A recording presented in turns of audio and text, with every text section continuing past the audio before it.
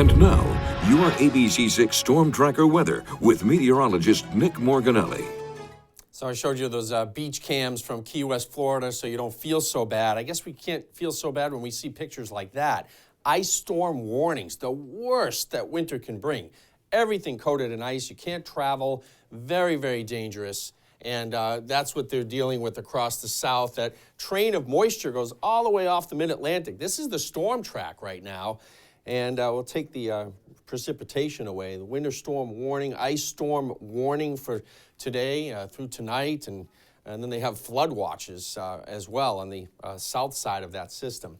Before I get to our weather, I do want to remind you, we have some clear sky overhead. And if you can see the green comet ZTF for short, then get out there and look. Look in the northeastern sky. It's pretty low in the sky, but right near the Little Dipper, you should be able to see that tonight. It's going to be too cold tomorrow night to see it for sure. Extreme and dangerous cold Friday and Saturday on our weather headlines. It's staying dry through midweek. Rain likely next Thursday. And we return to a mild pattern, in fact, for the next 10 days or so. About 9 or 10 days, I think, is that pattern. Speaking of patterns, there's that storm track, the jet stream winds keeping that moisture locked right across the southern belt. And then the frigid air is moving our way. The jet stream takes a dip in the east. That allows all this cold air from the Arctic to get released on us.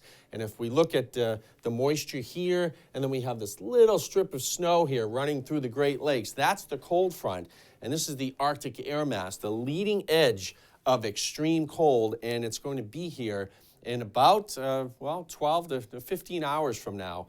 So here's the future cast. There's the front as it moves towards us. It may have a little band of snow with it. Most of those snow showers would be northern New England. If we get one in Rhode Island around 3 or 4 in the morning, that could cause some travel issues because cars drive over that snow and it's so cold it'll melt the snow from the weight of the car, the pressure of the car, and then it refreezes.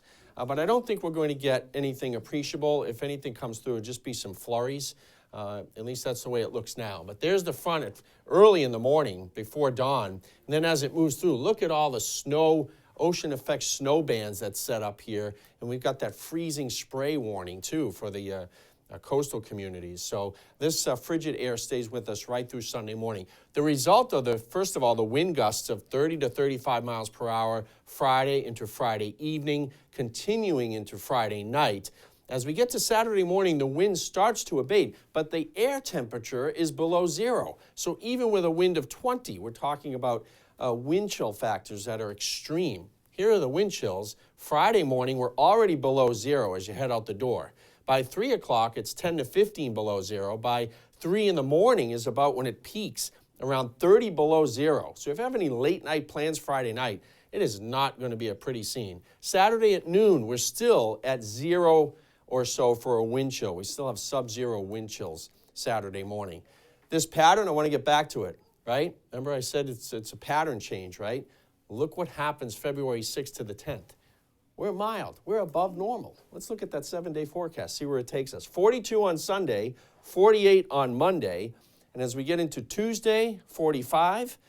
Overnight lows in the 30s. That's our normal high this time of year. And then we're 50 on Wednesday. And we've got a lot of sunshine, too. So we just got to